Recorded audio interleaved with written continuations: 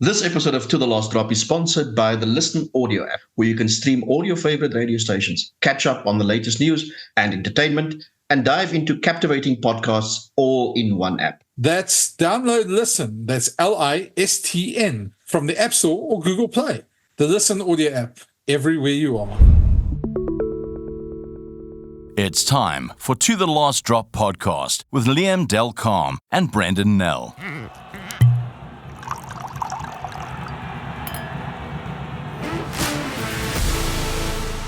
Welcome to The Last Drop. I'm Liam Delcalm, and with me, as per usual, is Brendan Nell. Today, we have another special guest, somebody who needs very little introduction, recently announced his retirement, although I suspect it's retirement not the way we think of it, but, you know, he's just taken a step back. I think he'll still be involved. Jaco, Peyper, welcome to our show. Thanks, Liam. Thanks, Brendan. Nice to be here. Yeah, I was going to say we won't get a red card for this one, but we're gonna pepper Jaco with a couple of questions. We don't often get referees talking openly, or being allowed to talk openly, I should say, and I think that's quite a pity. So I think the more we hear from refs, it's the better. Jaco, let's start with your last game, the World Cup. That must have been an incredible disappointment for you, getting injured like that. I mean, you were hoping for a semi, I'm sure, and I suppose with the Springboks that day, you wouldn't have got the final, but at least the semi-final would have been great. Yeah, it's definitely a disappointment, and besides that, it's an embarrassment. You know, to walk off a rugby field injured, it's not as different when players get injured; they get subbed, and you know it's a natural movement. But when a referee or an official gets taken off a match and halfway, it's quite embarrassing, but it was a huge disappointment. You've worked a long time to get there, and like you said, at that point, obviously we hoped that the Springboks would make the final, but you didn't know for sure. They were playing France the next day, the host, probably the tournament favourites at that point. So at that point, we were working towards a final or to the best possible appointment. So it was a pretty big disappointment. However, I've been blessed over a long period and over a long career where I had appointments in large and big matches and test match series like Lions series and, you know, final game days in Six Nations more than 3-4 times. So I had that privilege. So it is a disappointment, but I'm still, as I sit back and look at it all, I'm still just so grateful that rugby's been so good to me. Jaco, I recall bumping into you at Gare du Nord train station. You had, I think, visited the Springboks practice earlier that day, and the disappointment on your face was palpable. You obviously knew by then that you were not going to be involved deep into the tournament. But how long did it take you to recover from that injury? It's actually taken quite a bit of time because as I recovered and tried to get back into training, then I had another setback. So it's the same injury reoccurred. So it was not just a calf, it's that Achilles heel. So I don't have medical terms, but there was a bit more damage than suspected. And it comes a long way. At the beginning of the season, I had a fractured foot after Australia, was it France, Australia? I started France in November, so that's November 22. I had a fractured foot, so I was out 6 weeks on the same leg. So obviously, this must have had an impact. So as you come back, had a bit of a niggle on the Achilles and up the back of the lower leg, and that all just inflamed. And then I obviously pushed it too far, and then it had a tear. And my friends say it's not possible. So it was a 9 centimeter tear, but my friends in my leg, my calves are not even 8 centimeters, so it can't be. This is beginning to sound like a Jean de Villiers interview at World Cups. Yeah, Jean, captain, has had a few unfortunate injuries at World Cups, hasn't he? It's luckily my first injury at World Cup, but yeah, as you get older, I think the body starts to tell you a few things. Jaco, you've had some interesting World Cups as well. I mean, the previous one, you paid a pretty heavy price for stopping to take a photo with a fan. And I don't know if anyone remembers that one, the Welsh and the French, and you'd given a red card, and suddenly, what was to the rest of us a moment of a bit of banter, turned into quite a storm around you at that stage. Yeah, that's the world of rugby. Perception and a snapshot in time. There's no context to that photo. What happened in the 10 minutes leading up to that, So it was actually quite a few French fans that identified us. We just got back from the stadium and we walked through near the fan village, and a lot of the fans stopped us and they had a good time with us. They took photos with us, and the French guys are obviously, these guys have been on the beers since the morning, and now it's just early evening, so they had a fantastic day and they're having fun. And you had the French fans who took the photos, and they all took these photos with me. I didn't take a photo, I just stood there. And then these Welsh lads, they saw that, and we probably took about 30 photos there, maybe even more, with all of us that was in that match day team. And there was one lad, he's clearly had more than enough to drink, and he was constantly giving me one of these, So he was like, what people are like when they had a few beers. He was niggling me, and just as I thought all the photos was taken, I gave him one back, and that's the photo that the world saw.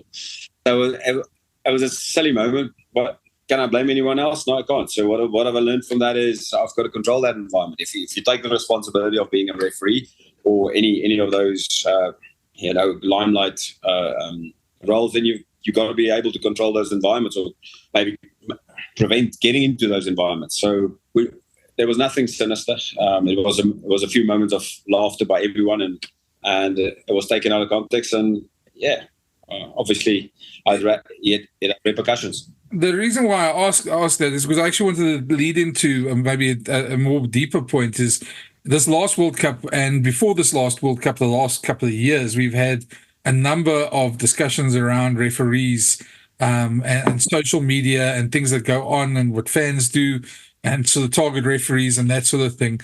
It almost feels to me that the whole environment around referees is so serious.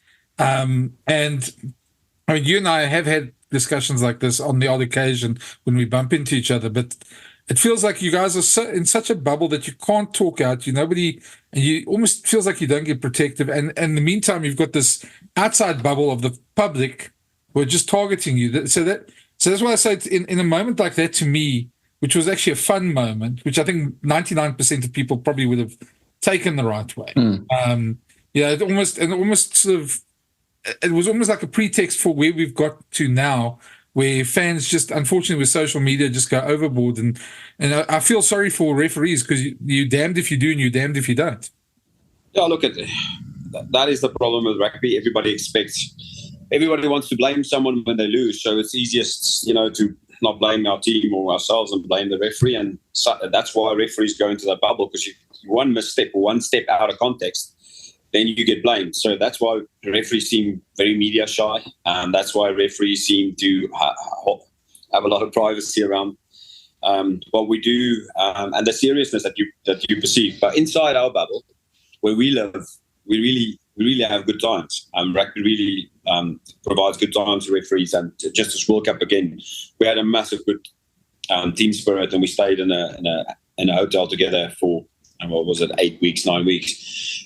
And it's lads that knows each other for a long time, so good mates, each other's families. But we are very careful, because we know how quickly that gets dragged out of context. And that's unfortunately the way the world works at this point. So I think what often happens is when someone meets a Jaco or a Wayne or whoever, let's say a Ben O'Keefe, then I often hear the comment, he's actually a good oak. He's actually a nice bloke. He smiles. He makes a joke. He's actually a fun-loving guy. Because they only perceive what they see on television, where you've got to be serious and straight faced, and seem balanced, really balanced and controlled and calm. So I think once the lads actually get to know the real Jaco, Wayne, Ben, whoever it is, they just realize we're just normal dudes that love rugby. We're actually the ultimate fans. That's why we're prepared to take the battering. And it's a privilege to be on that field, so close to the best players in the world, so close to that action in the middle of those crowds. So we're actually just normal people having a hell of a time on the rugby field and trying to be as fair as we can. Jaco, do you think, given where the game is at and the sort of noise around referees, and you mentioned it now, you guys have to be in a bubble and sort of almost be protected. Do you think the environment that has been created Is it conducive for attracting new people to that fraternity? Is it more difficult to get referees given the way things are? I think at the moment they're struggling to get new aspiring referees or ex-players to turn into referees because of the negatively geared environment. I do think, I don't have the answer exactly how, but I do think it could be built better. Referees could be sold to the world better. Yeah.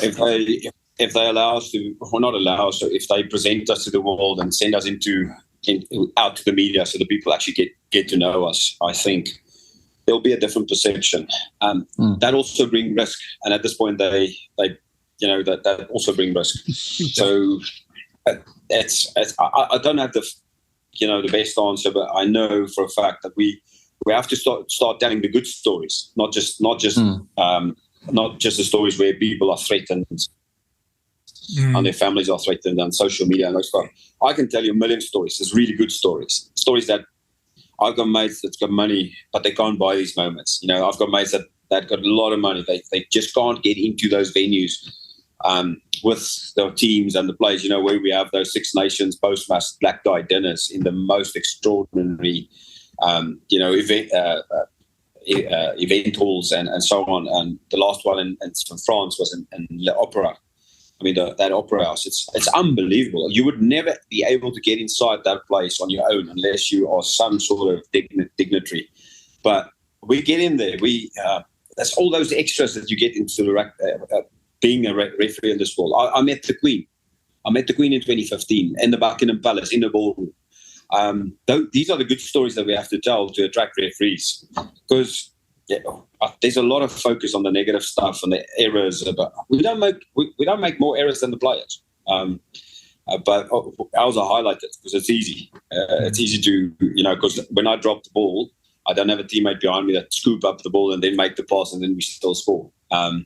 That's the difference. Our errors stop the game more. But anyway, so I just feel there's a lot of focus on the negative stuff, and the negative stuff is a small part. There's so many good things. I enjoyed my time with rugby thoroughly.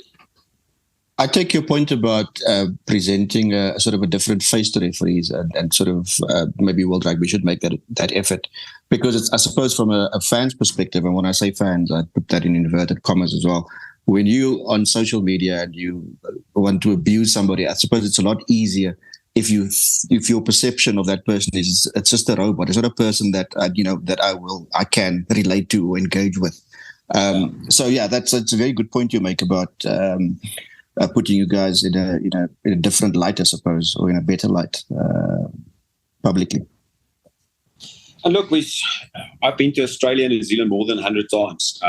I don't know many jobs that take your business class to Australia and New Zealand more than 100 times, and we go to some fantastic places like the Coogee beaches and Bondi beaches and Gold Coast and Queenstown in New Zealand, and so yeah, there's a lot of hard work, but there's so many good things, and I think if aspiring referees or retiring players who can become referees know all these good things, then they'll have a different perception on all of that. Yeah.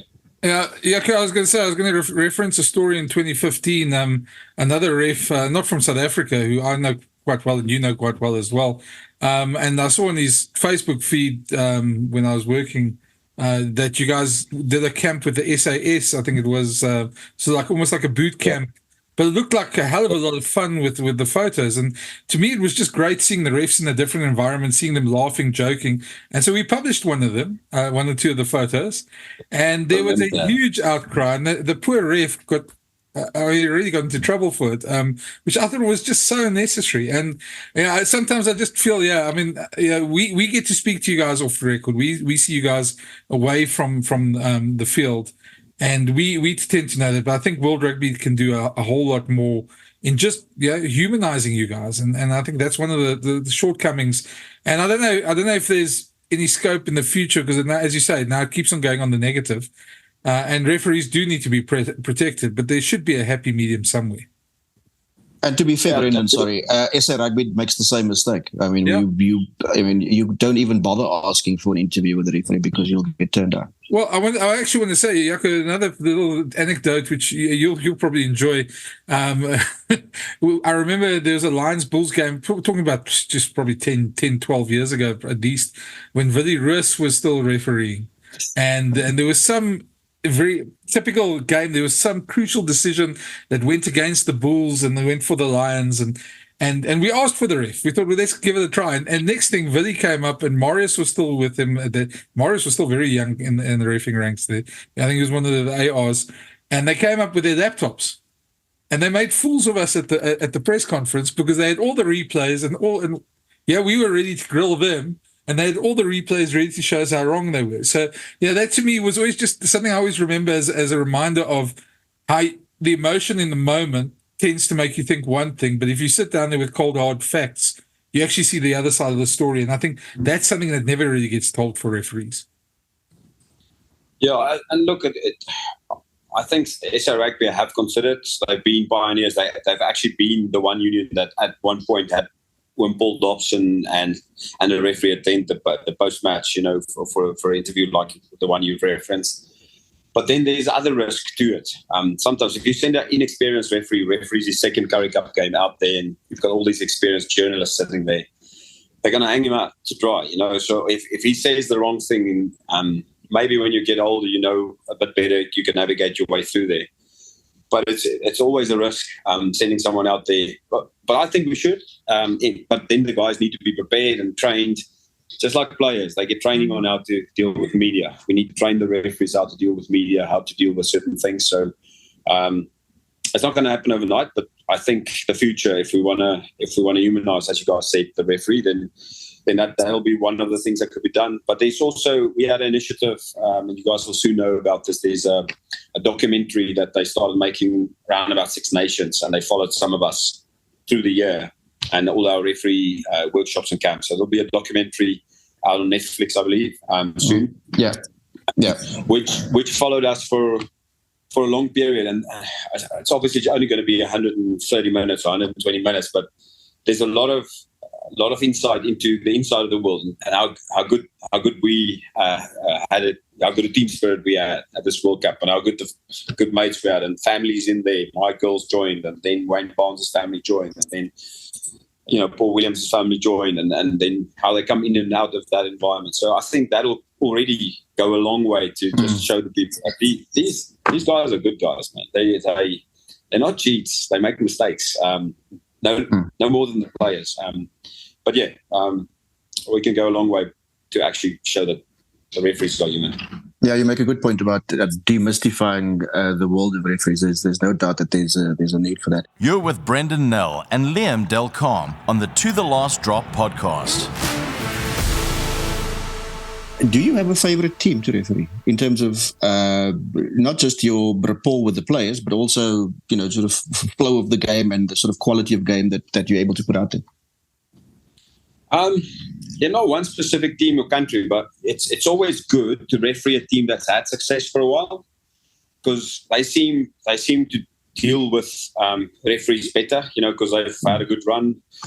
They don't feel like they are, referees are always against them, that sort of thing, because they've had a good success run. So it might have been the All Blacks at some point, and then it's Ireland, and then maybe it's France, and so on. I never had the chance to referee the Springboks, but bloody good, because that's my team. Good luck to the others if I referee them. But anyway, just a joke. But I guess successful teams over time, and that doesn't mean they don't never lose when you referee them. It just means they're organised and they've got leaders that know how to engage with the referee, and it's effective. If you need change on the field, they have systems to actually comply again and make that behaviour change. So often it's just often a team that's got a good few wins behind their belt and confidence is probably teams that's easier to work with. But it's not one specific team, no. Yeah, I was going to say also, some referees have obviously made their name with little quirks and little sayings like it's not soccer and things like that. You were never one of those guys. You were quite serious on the field a lot of the time. What any good moments you remember if you think back? Some favourites? Yeah, I've had some really good times on a rugby field. maybe I at least I smiled, so you could see I enjoy it. But for me, I feel like my role, my position on the field is I'm a servant of the game, and the rock stars are the players, so they should get the limelights and the quotes and those sort of things. But I remember one specific day, I think it was Bull Sharks in a Currie Cup final. We had the halfback of the Sharks. He was really, might have been Jaden Hendricks in his first year. He was really cocky, and he was giving it to the older blokes like Dwayne from Yellen and guys that I've been refereeing for 10, 12 years. And I just thought to myself, hang on, this is going to turn ugly. These guys are going to upend you soon, and it's going to be my problem. And he kept going and kept going. I turned around to him and I said, mate, this is your first Currie Cup final. You've got a lot of advice from old oaks over years. Just keep quiet, man. And then that went. It was unlike me, but it made the headlines. There was also a particular climax to that game involving you. Yeah. So that's not my trademark. I've had one or two moments. I remember John de Villiers running over me in 2011, I think it was, Stormers Sharks and Newlands. And Stormers had this move. They short line out to the back, off the top, hit the middle field with front or low, if I remember correct. Then they always come back blind. And then they play someone like Dwayne or someone, could have been Skalkberger, someone with good hands. Then he turns around and they play behind his back, kind of move with backs all crossing there and trying to create some confusion. But so I know my place is on the inside. I just got to protect myself being there. And this was the first week in 20 weeks where they had the variation where John de Villiers was trying this blind angle in the inside. And when Dwayne threw that ball, I saw that ball coming to me and I could hear the footsteps coming from the back. and the Springbok captain smashed me, but he ran over me. I didn't have the whole bold spot patch by then, but you could see my bold spot just developing there. You could see the bottom of my boots. Then you could see my bold spot and bottom of my boots roll 3 times. And my whistle got stuck in the turf of Newlands. So I tried to jump up and stop the game, and they kept playing. I couldn't blow the whistle because it was full of clay. And eventually they stopped. As they stopped, and Yanni du Plessis, I remember from the Sharks, helped me up. And John de Villiers was still on the floor, and I then helped him up. And I asked him, John, are you okay? Kind of as if I hit him. And that's one of the few moments where it was a good laugh. It was a good laugh. And then the next day, we just come from World Under-20 tournament, World Cup Under-20s, and we all opened Facebook accounts for ourselves there, all the lads. So I put on I think I don't have it because of this story anymore. And then the next day at the airport in Cape Town, I put on because my mates were giving me, shit like mad because I got run over like that. And I put on my, I think you call it your wall or something, and I put in my status there. So good news for the Springbok team. The South African captain has just been released from hospital after the massive hit by Jaco Peyper on him. And obviously a lot of banter, and my mates got stuck in. And the next day, someone quoted that in the newspaper. They always said who said what on Twitter or Facebook, and I got called into a disciplinary by SA Rugby because I was disrespectful. Typical referees can't do it. And then I just deleted that Facebook account, and I've never ever had social media ever again because I knew I'm just fed up. Because if I do something, it'll be something like that for fun, and then it will be again out of context, and I'll pay the price. So I took my medicine and deleted my Facebook account. Damned if you do, damned if you don't. Eh? Have you opened any new accounts in the last week or so? Not yet. TikTok, here he comes. Yeah, TikTok dancing refs. That's interesting. I do have. I think that's calling time on TikTok on my phone because I got young girls, so they want to have a Snapchat account, so they use all my data, but you will never see me on there. They probably do it on my name somewhere in the world. Yeah, you probably have to give us an idea of what you're up to now and what do you intend doing. Because as I said earlier, I mean, retirement is, that's just a word. So yeah, what are you going to be up to? Yeah, I think you picked up well on it. I said it's a good time to step away or step back from the game. I don't think I'm done with rugby. I'm rugby born and bred, blood. It's in my blood. I grew up next to a rugby field with a dad that played and coached. So I love rugby. So whatever way it is, whether I coach under 16 team at Grey College or school in Bloemfontein where I live, or whether I look after 2 referees, that we're trying to get up to the World Rugby stage, there'll be something. I've got a few options, but I said I'm going to give myself just a month or 2 just to get that space between rugby and just give myself a month or 2 off, and then I'll decide. I'll always be available for SA Rugby if they want me to consult with some of the referees and or with the teams. But in Maine, I have a business. I've been involved with Nashua as an office automation supplier since 2014. So I've always in the background run my business. I've taken a major step recently of buying up my partner. So I'm in control of the business, so that all aligned with the retirement. So, it gives you more context. So the retirement is not just the injury. The injury is one part of it, but I could always fight back from the injury. It's not a problem. But if you bring the business and the family, my girls are growing up, 11-year-old and a 7-year-old. So they need a dad. I can't be overseas for 6 or 5 months of the year. Just get to that time where my wife needs more support. She's been great. Golf, she deserves a medal for all the time. She had to wipe all the tears and, sort out all the stuff and with the dad overseas, and I had the fun over there. It's just good timing for me to step away, but I can't see myself staying away from this game. I just love it too much.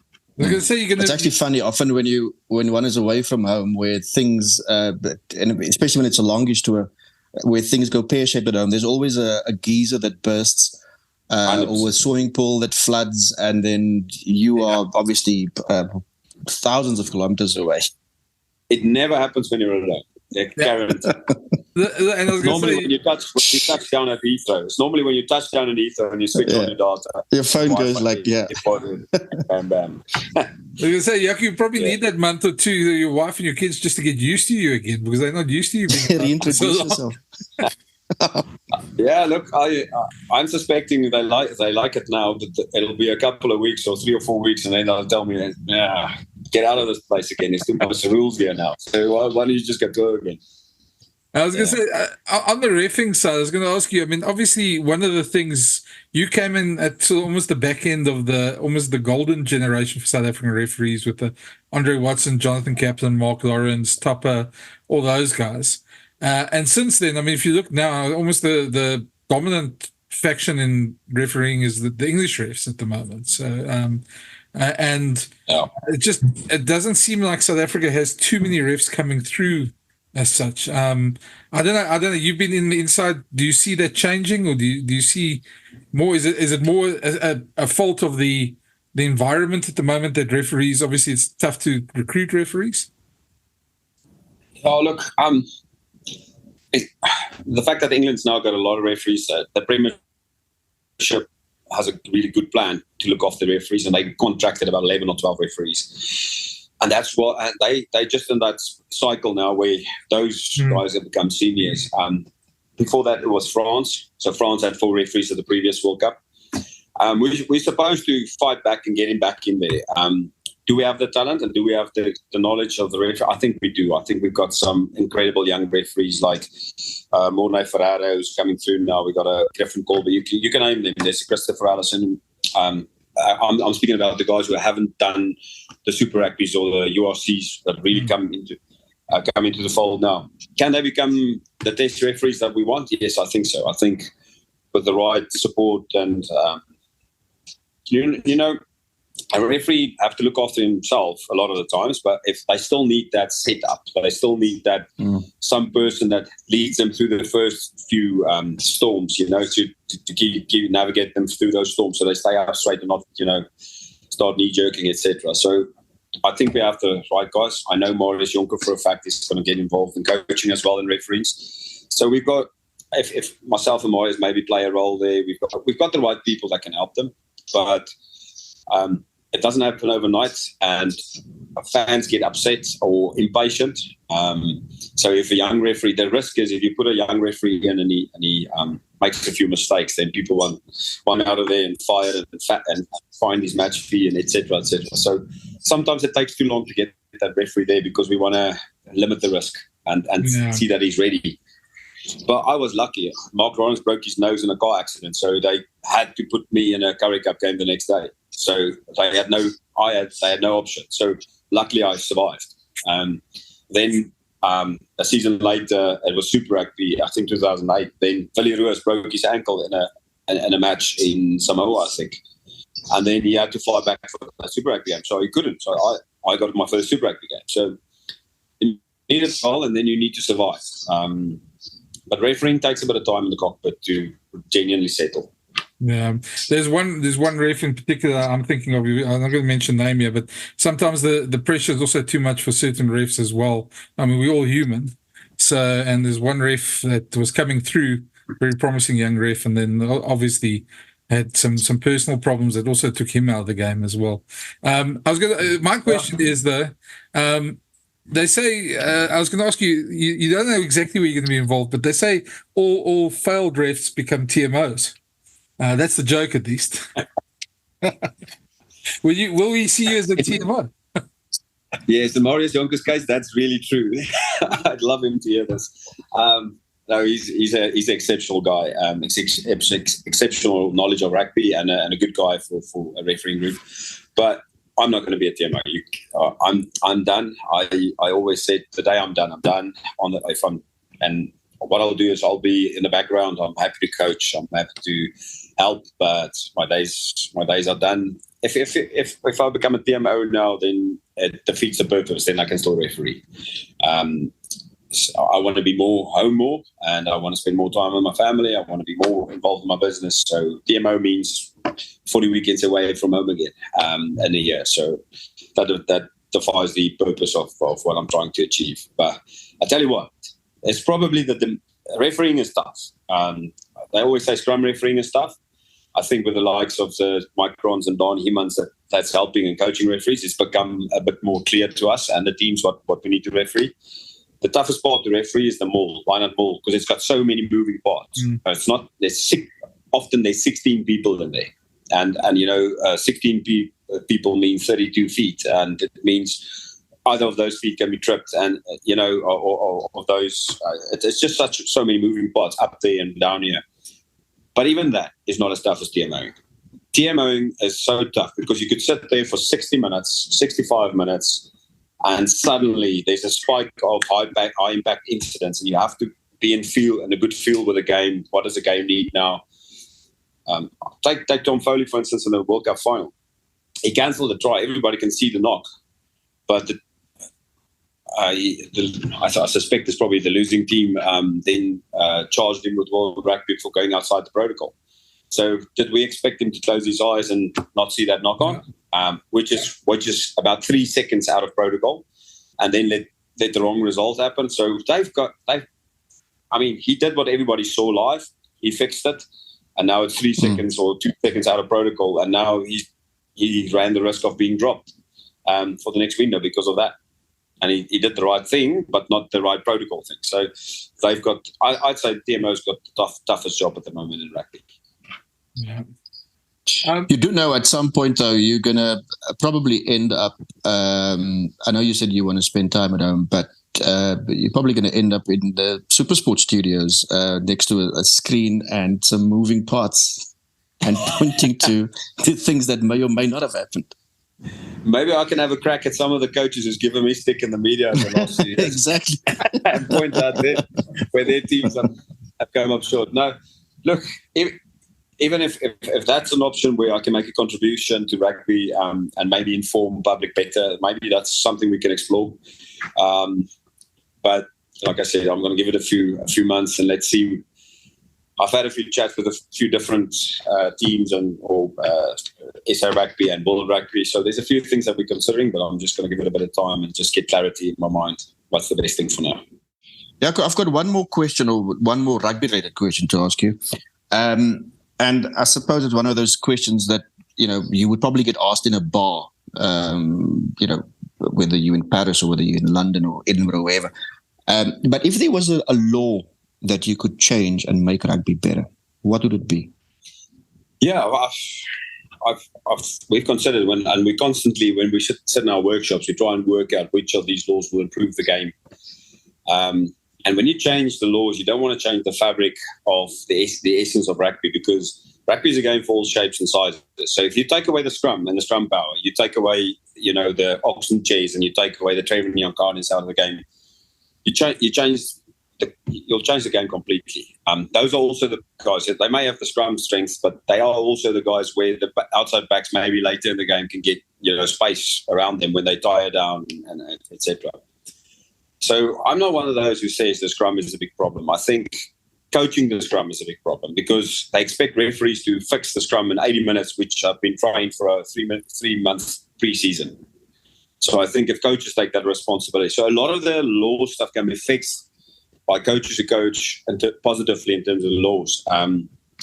However, I also understand that if, let's say, for instance, Rassie had a problem and the last before the final, and he didn't have a good enough loose set, then they will have to coach tricks to survive this game. So you also have to then do something, because you're not just going to roll over and accept a loss. So I do understand that side of the coin, but I don't think it's scrum. A lot of people feel maul is the problem. I don't think that's it. It's part of rugby. I think the big thing for me is the more fair as it is. As it stands, if you listen to the coaches, so if you listen to the attacking and defending coaches, if it's set up properly, then it's fair, because you just need to, when they come down, you need direct access to the guy that catches the ball. Then you can hit him backwards, or you can sack him, tackle him, and then you have a chance to stop that. If they are allowed to shift that ball behind another wall and that sort of thing, then it becomes really hard, and they get momentum, and then it leads to either tries or yellow cards, because it's perceived as cynically dropped or taken down. So the big thing with mauls is first things first, you got to set it up properly, and that's you would have seen the referees attempt to do a lot of obstruction penalties at setup. Ball comes down and backlift in the back. They try and fix that setup so it's fair. So I've thought about it. Maybe if there's a law that halfbacks are not allowed to talk, maybe that'd be a great. How are you going to get that right? So okay, that's one you've lost. But I think for me, I like these laws where we create space. So I don't know if everybody understands the 50-22 law, why it's there. It means that if teams defend with their wings up, so they leave less space at the front, then teams can kick in there and get the ball back. So it's risk and reward. Otherwise, they drop their wings and they hang back for the ball. Then there's space to pass and play in there. So all those 50-22 laws are designed to create space. So for me, the one law that I would love, and I think it will have an immediate impact on the game, it's not one that people at home would probably perceive as much, but in the kicking game, when they kick downtown, like France did with their fullbacks, when they do the long kick, and the players in front just stand there. They hold their ground, and Dupont then runs forward and he goes and parks 10 meters away from the receiver. Those guys obviously take away, because the guy that catches it, if he runs 5 meters or he passes it, all those blokes outside of 10 meters are on side. So they eat up 40 meters of the pitch. So for me, the one that I immediately fix, if someone behind you kicked, you have to retire to him until he's run past you. That'll open up space for Kirkley Aronson, for Cheslin Colby, whoever we've got, the Galants and the guys that got the fancy feet, and Damien Willemse. Immediately those guys would have, when they look up, there'll be space, they can play towards it, and then people can play off them as you target forwards and so on. I think that'll have immediate impact.